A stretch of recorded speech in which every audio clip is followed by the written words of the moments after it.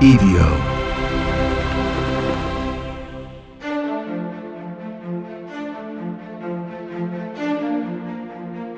So there are objects that carry history, and then there are objects that want history. They appear just in time. They change hands quietly. They acquire stories faster than paperwork.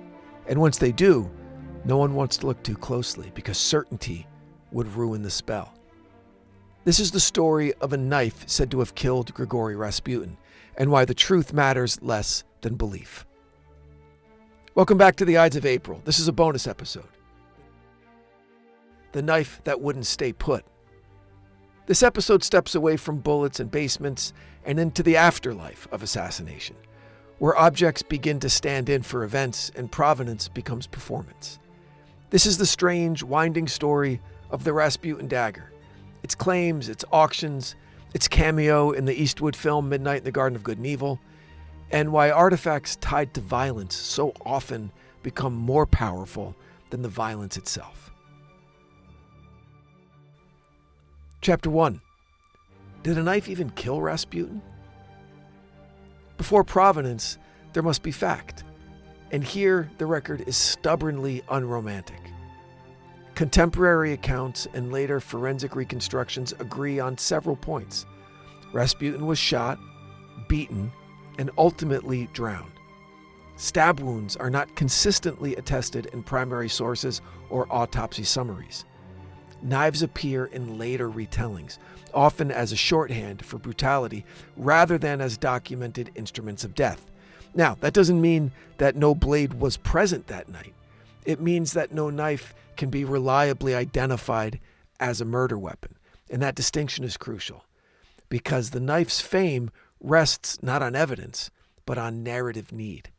When assassination stories calcify, audiences want a single object to anchor the chaos. Guns are common, but knives feel intimate. Knives imply proximity, intention, and personal resolve. They transform a messy death into a graspable act.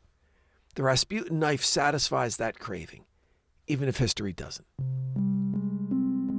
Chapter 2. How an object becomes the object. So how does a knife or a dagger with no firm forensic footing become the knife? Through provenance by repetition. Over decades, blades attributed to Rasputin's murder surfaced in private collections and auction catalogs, each accompanied by a familiar rhythm of language.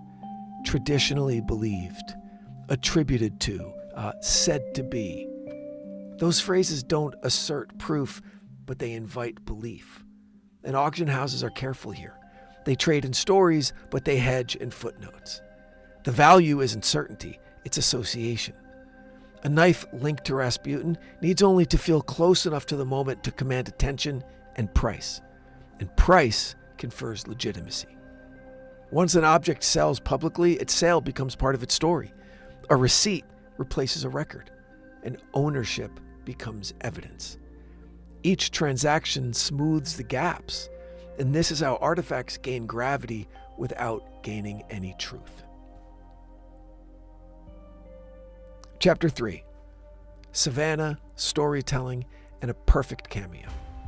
Enter Savannah, Georgia, and John Barrett. In the novel Midnight in the Garden of Good and Evil, and later the Clint Eastwood film starring Kevin Spacey of the same name, Barrett catalogs a city obsessed with objects that whisper. The book's genius lies in how it treats artifacts not as proof, but as social currency, tokens that grant acceptance into myth. The Rasputin dagger appears in this world as a perfect fit, exotic, violent, plausibly deniable, and irresistible. Whether or not that specific blade had any real connection to 1916 Petrograd is almost beside the point. In Savannah's orbit, the knife works because it signals taste for legend. It's a prop that performs. And in a city and a book and a movie concerned with how stories confer power, that performance is everything. Our dogs are family, and they deserve food that treats them that way. That's why Ollie makes meals with fresh, human-grade ingredients you can actually recognize. Chicken, beef, carrots, blueberries, spinach, no fillers, No byproducts, just real nutrition slow-cooked to keep your pup healthy and energized. Shinier coats, better digestion, more energy, and with 5 protein-packed flavors like beef with sweet potatoes or turkey with blueberries, your dog may be eating better than you. Every plan is customized to your dog's age, breed, and activity level, and delivered right to your door in perfectly portioned, easy-to-serve packs. Simple, fresh, and made just for them. Now here's how you can try it. Your dog's well-being starts with their food, and that's why Ollie delivers fresh, human-grade food that your dog will love. Head to ollie.com/Ides. Tell them all about your dog and use code IDES to get 60% off your welcome kit when you subscribe today. Plus, they offer a happiness guarantee on the first box, so if you're not completely satisfied, you'll get your money back. That's OLLIE.com/Ides and enter code IDES to get 60% off your first box. Most people can't name every financial account they have or what any of them are really worth. A 401k here, an old brokerage there, a few credit cards, maybe a forgotten savings account. It's a kind of financial fog, and it's costing people money. Monarch cuts through that fog. It's an all-in-one personal finance platform that brings your entire financial life together, cleanly, clearly, and instantly on your laptop or your phone. Link your accounts in minutes, see where your money's actually going, and take control of it. Monarch does the heavy lifting.